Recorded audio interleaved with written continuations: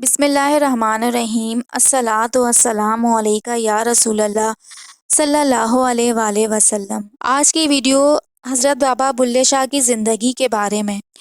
ہر دور میں اللہ نے انسانوں کی اصلاح کے لیے اپنے خاص بندوں کو دنیا میں بھیجا ہے تاکہ وہ اپنے انسانوں کو اچھی اصلاح اور اسلام کو پھیلانے کا کام سر انجام دے سکے۔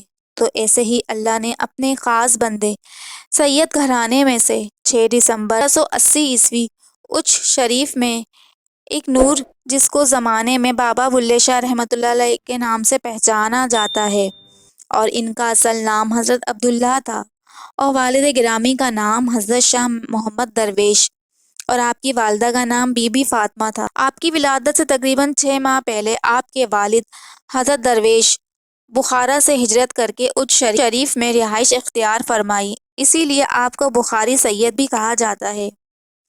آپ کے والد گرامی کو عربی اور فارسی میں عبور حاصل تھا، لیکن بہت مشکلات کا سامنا تھا اور گزارا کرنا بڑا مشکل تھا، تبھی آپ نے ہجرت کرنے کا فیصلہ کیا اور پھر آپ اچ سے ملک وال اور ملک وال سے پاڑو کے لیے آئے، اور یوں ہجرت کے ساتھ ساتھ آپ کی عمر میں بھی اضافہ ہو رہا تھا۔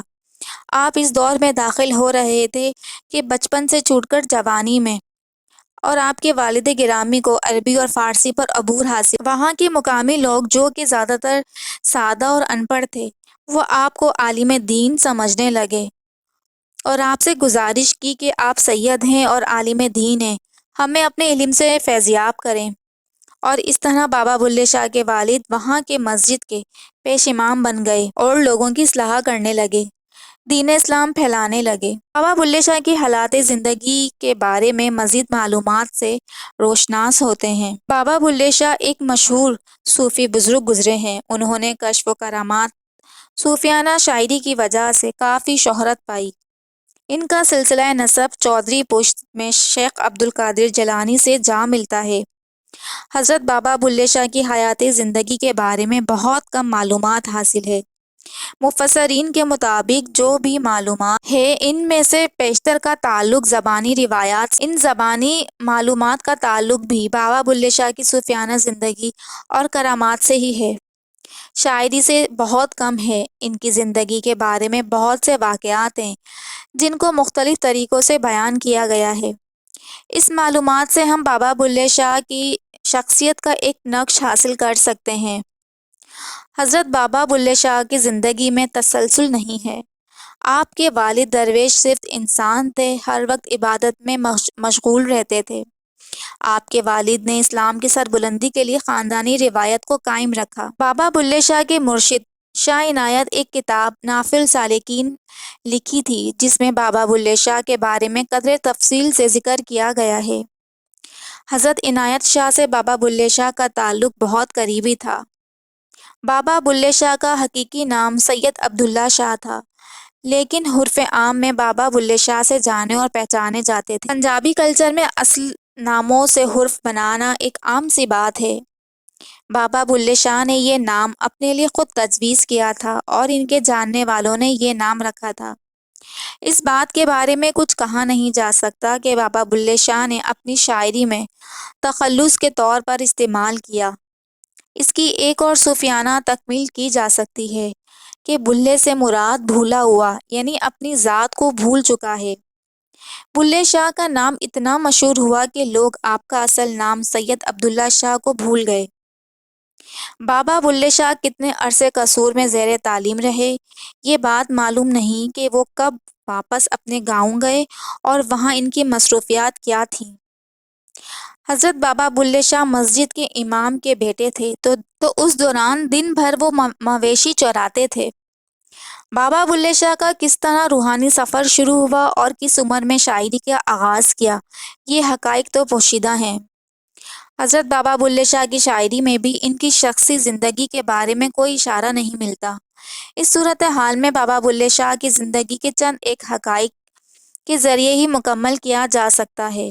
حضرت بابا بلے شاہ کے بارے میں قصہ کہانیوں میں بھی ان کی کرامات اور غیر معمولی روحانی طاقت کو اجاگر کیا گیا ہے۔ حضرت بابا بلے شاہ کا قصور کی ایک طوائف سے رقص سیکھنا اور قصور کی ایک بیوہ کا بابا بلے شاہ پر فریدہ ہونا، ہجڑوں کے ساتھ رقص کرنا، لاہور میں اونچی مسجد کے باہر حضرت شاہ عنایت کے انتظار میں عورتوں کے کپڑے پہن کر عالم سکر میں رقص کرنا اور گدھوں پر سوار ہو کر گاؤں میں پھرنا۔ اس بات کا مقصد صرف لوگوں کو لاجواب کرنا تھا جو حضرت بابا بلے شاہ کو پسند نہیں کرتے تھے، کیونکہ وہ مسجد کے امام کے بیٹے تھے تو لوگوں کو ان سے یہ توقعات نہیں تھیں۔ حضرت بابا بلے شاہ کی واقعہ نگاری ان کی زندگی کے ہر پہلو کا معجزہ یا کرامت ثابت کرتی ہے۔ پانڈو آج بھی ایک چھوٹا سا قصبہ ہے۔ گاؤں کے درمیان ایک چھوٹی سی نیم پختہ گلی جس کے ارد گرد کچے مکان ہیں، چند ایک دکانوں کے علاوہ وہاں کوئی کاروبار نہیں ہے۔ آج کے پانڈو اور حضرت بابا بلے شاہ کے دور کے پانڈو میں کوئی فرق نہیں ہے۔ حضرت بابا بلے شاہ مسجد کے امام نہیں بننا چاہتے تھے۔ حضرت بابا بلے شاہ کی اپنے والد کے خلاف یہ بغاوت تھی۔ بابا بلے شاہ مذہب کو اپنے تجربے کے ذریعے دریافت کرنا چاہتے تھے، چنانچہ وہ ایک مرشد کی تلاش میں قصور چلے گئے۔ اس زمانے میں قصور کا حاکم ایک پٹھان نواب تھا جس کی بدعمالی کی وجہ سے قصور ایک بے برکت شہر تھا۔ جہاں بدامنی تھی وہاں حضرت بابا بلے شاہ اس کام میں مصروف رہے کہ اس کے بارے میں علم نہیں۔ بابا بلے شاہ کا بچپن گاؤں میں مویشی چرانے میں گزرا اور والد امام کی حیثیت اس عہد میں گاؤں کے دوسرے ہنرمند موچی نائی کے برابر ہی تھی۔ یہی وجہ ہے کہ بابا بلے شاہ کے معاشرے میں کے پسے ہوئے طبقات کے حوالے سے نہ صرف گہرا مشاہدہ تھا بلکہ آپ خود ان حالات سے گزرے ہوئے تھے۔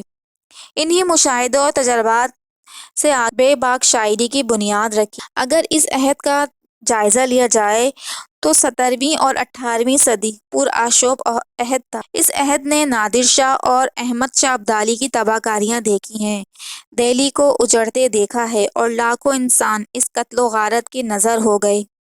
اور دوسری جانب یہ اورنگزیب عالمگیر کے عہد تھا جس نے بادشاہوں کے جبر کو لوگوں پر مسلط کرنے کی کوشش کی جا رہی تھی۔